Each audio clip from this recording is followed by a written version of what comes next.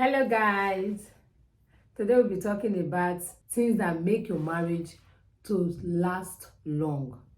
Like I've always said, marriage is hard work, and all you got to do is put in that effort, put in that energy, positive energy, put in all the vibes you need. Do all you can to make it work, and it will work.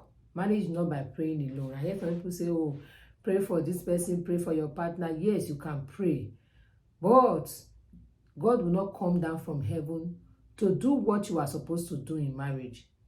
God will not come down from heaven to come and open your mouth to talk. So if I'm praying for you, you should be able to do your part as human being. Or maybe you do something wrong, you say, hey, just keep praying, maybe I will change. That doesn't work that way. So for marriage to work, there are some things you have to do. There are some actions you have to take that will make it work. It's not just from one person. So today we'll be discussing about those things that you have to do for marriage to work. Number one is transparency. When you are married to somebody, you are married to each other, learn to be transparent. Let your spouse read you even without saying anything. When they ask he or she, where is your husband or where is your wife, she should be able to give account. And what she say will be accurate. That is transparency. You have to be transparent enough for he or she to know you, for he or she to know exactly what is in your mind even without you talking. That is transparency. Being transparent in everything you are doing. You are going to New Benin, you say, oh, I'm going to market. Oh, I'm going to so place. And when they find out you are not there, you are not transparent, you are lying. Or you are the type that when they ask you something, oh, you say A and later they find out. That is not transparency. You have to be transparent in marriage for marriage to work. If you are not transparent, you leave the other person in doubt. The person will not trust you. Even if the person is there with you, there will be lack of trust because you are not transparent. Transparency means doing things that will not be shady. You are not sneaky in any way. You are not shady. You are not being cunning. That is transparency. Number two, accountability. Be accountable. Be willing to give account without even being asked. Oh, I went to so place. Look at what I bought. Look at what they sold for me. Look at what I sold. Or look at how I bought it. And this is what I sold. You are giving account of everything. You are accountable for your actions. You do things without being angry that you are being asked that you did something. You are willing to give account when you ask. So you are willing to say, okay, let me tell you what happened.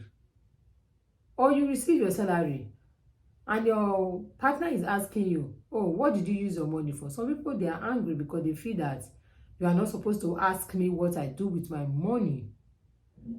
My dear, it doesn't work that way. So if when you make money and you don't want to talk to your partner about what you use your money for, you're not being accountable. You don't have to. And for me, some people can stay in such marriage and everybody keeps their money and give accounts to nobody.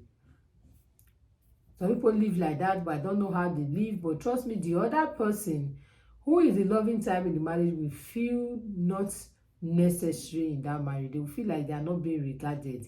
That is to say, you don't care if anything goes wrong in that marriage. So that's why when you earn money, you don't want to talk about it. You don't want to give account. When you go anywhere, I heard somebody say, oh, when you ask my partner where he's going to, the person doesn't want to tell where he's going to, or you just take up your bag and say, I am coming. I'm coming means nothing. I'm coming is like, where are you going to? Give account of where you are going to. Doesn't mean the person is controlling. Doesn't mean your spouse is being controlling or controlling you by you saying, oh, I'm going to Nedu's house. I'll be back tomorrow. Oh, I'm going to this person's house. I am coming right now. Oh, I got a call from a friend. Oh, I'm not just a friend. I got a call from love. I'm going to see her. I'll be back very soon. You are giving account by so doing. Oh, it's time for me to pick up the children. and you went to school to pick up the children. You are supposed to come back 10 minutes time. You came back after 1 hour and you just entered the house. You didn't say nothing.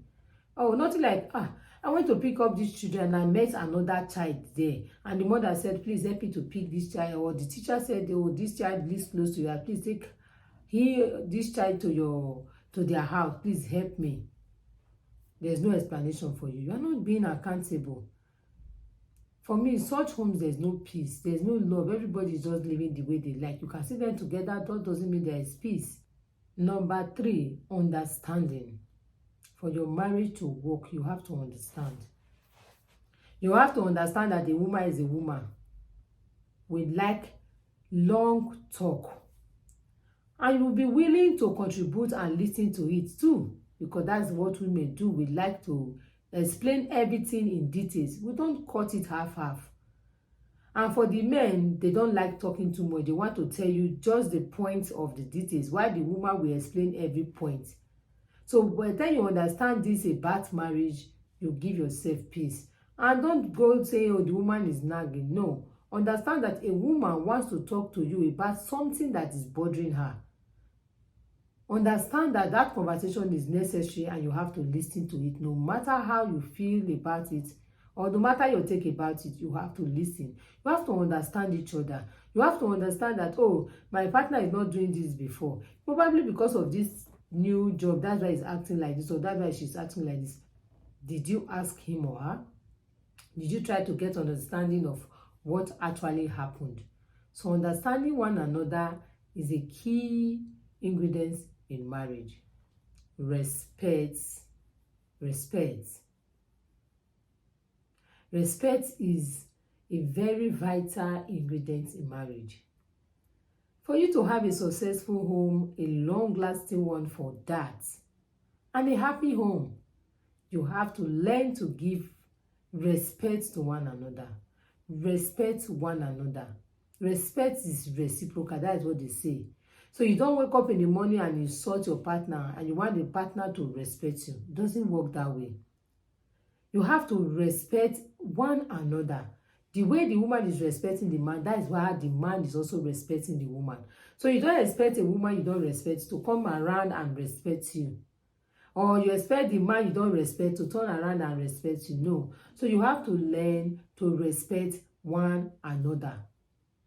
Respect in all aspects. Don't sit and watch people talk to your spouse anyhow and you don't respond to it. No, that is not respect. Or you insult your spouse before other people.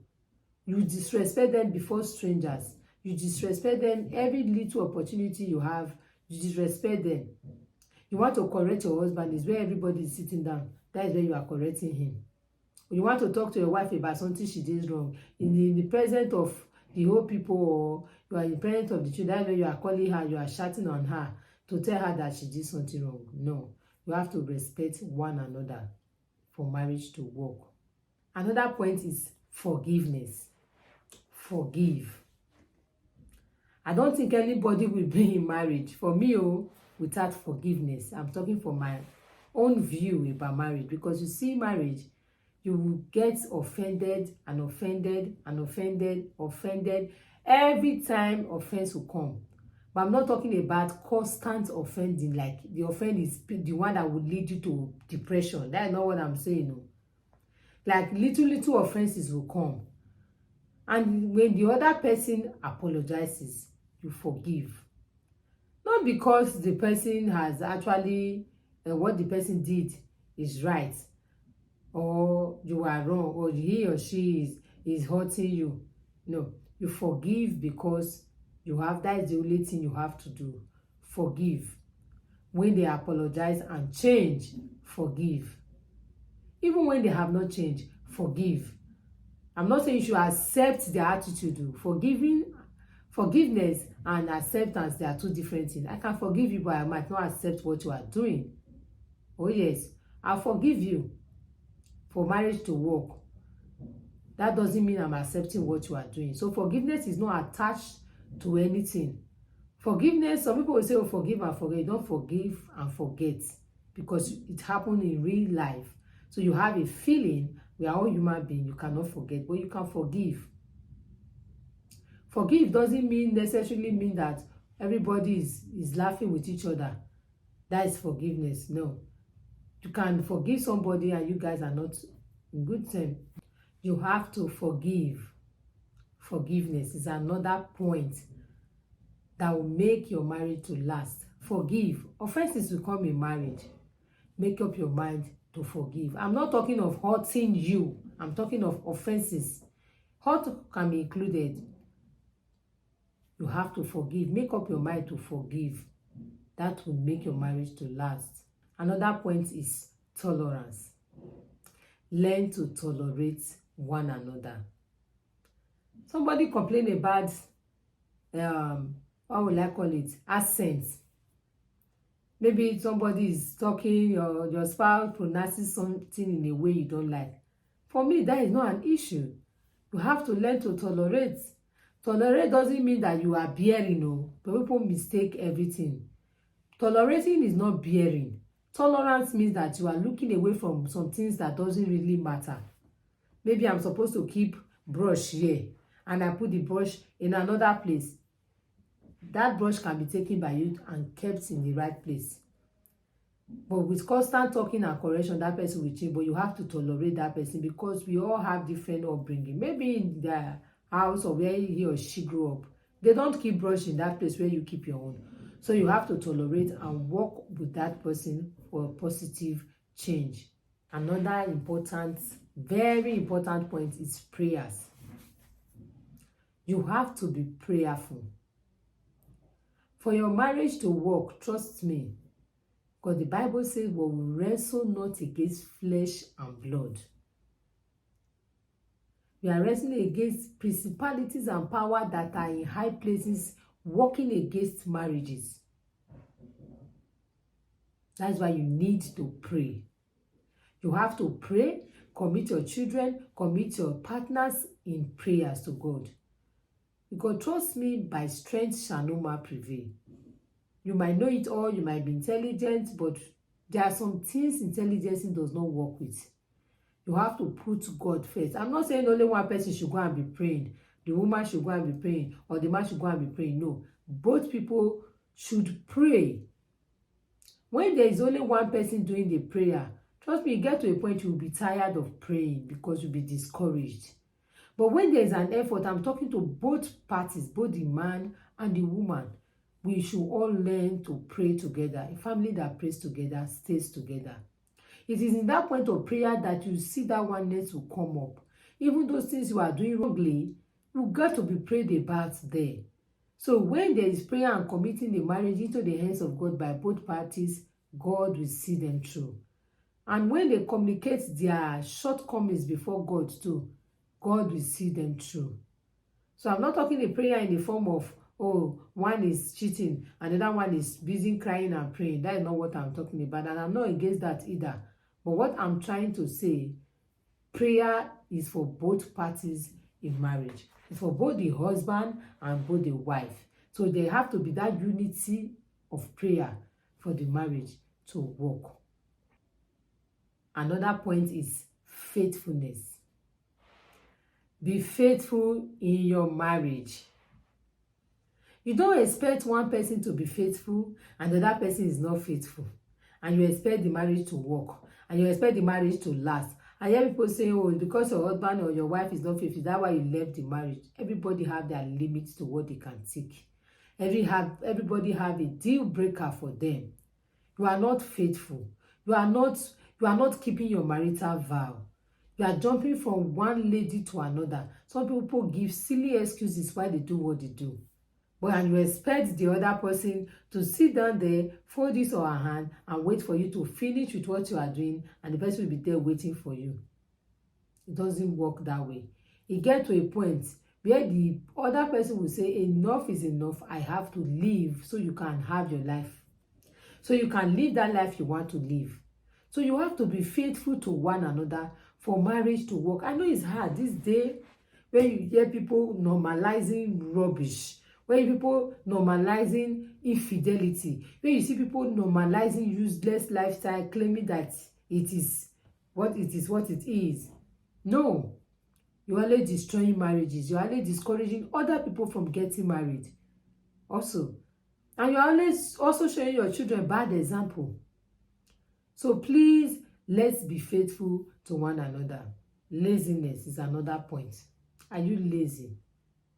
You are only going to make your marriage to be getting issues all the time.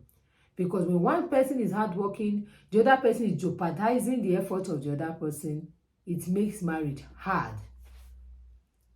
We should learn to support one another.